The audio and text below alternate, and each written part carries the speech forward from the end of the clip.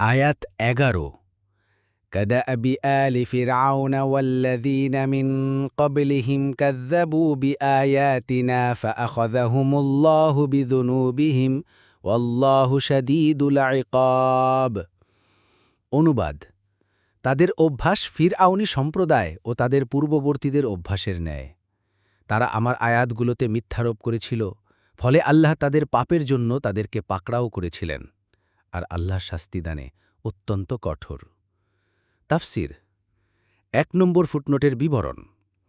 আল্লামা শানকিতি বলেন, এ আয়াতে ফিরআউনের পূর্বেকার যে সমস্ত সম্প্রদায়কে তাদের অপরাধের কারণে পাকড়াও করা হয়েছিল তাদের পরিচয় ও অপরাধের বিবরণ দেওয়া হয়নি।